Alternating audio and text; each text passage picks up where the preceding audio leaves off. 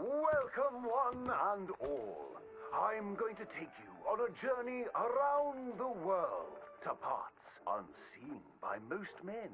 Why, I have traversed the great lands and oceans of the globe and bring you sights and scenes from places far away.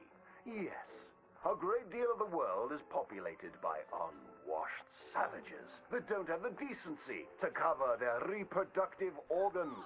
First, to jolly old England. You may wonder why, when you meet a British person, they have tiny red eyes, big ears, and long noses. We can now reveal the truth. Since the opening of the Underground Railroad system 30 years ago, the entire of London has moved beneath the earth. Just think of the joy children must feel being able to play unfettered by rain or refinery smoke. They are a dignified people, living among stalagmites in their dainty hats. And they have an underground king who worships an underground garden gnome. Have any of you been to New York City? It seems like the whole world is ending up on that tiny island.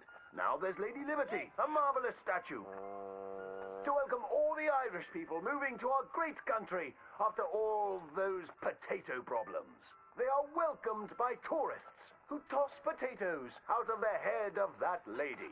In New York City, they are making buildings so high, one day you can walk to the moon for a picnic. Wouldn't that be grand? It's true. Now, we spoke of that unwashed statue. It was a gift from France. How do you think France paid for such a gift? Wanton prostitution? Selling of wine and horse meat? No, sir.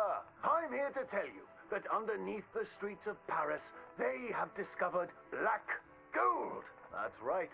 And a few years ago, Gustave Eiffel of the Eiffel Oil Company built the tallest oil derrick in the world. Yes, all around Paris, you will find that thick business. It ignites like brandy, which is why so many French aristocrats drink it as an aperitif to aid digestion. The women of France are dainty and fair of skin, partially because they use that crude oil to bathe in, anointing and greasing their bodies, often before committing sinful pleasures of the flesh.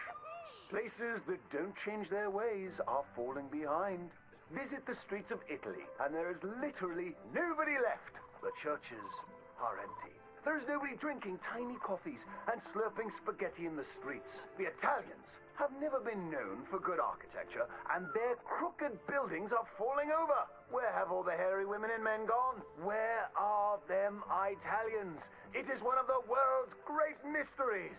You may have heard talk of a horseless carriage being invented, powered by whale oil, vapors, or demons. Yep. Ironically, that is a myth. What is more exciting, the Germans have developed a mechanized horse that never needs to eat or sleep. It is a marvel of invention and is intended to facilitate the German army when it invades France or Russia in their campaign to spread the gastronomical wonders of low-quality beer, sausages, and sauerkraut. They love cabbage. But other than America, where we have plenty of room, it is so crowded in Europe that they are racing to set up a new country at the North Pole where they can dine on the delicacy of frozen fish, penguins, and polar bears. Imagine a place that never gets hot. You don't sweat while toiling in the field, and ice is much cheaper there. I predict that someday people of all nations will join hands at the North Pole, wearing furs and eating fish.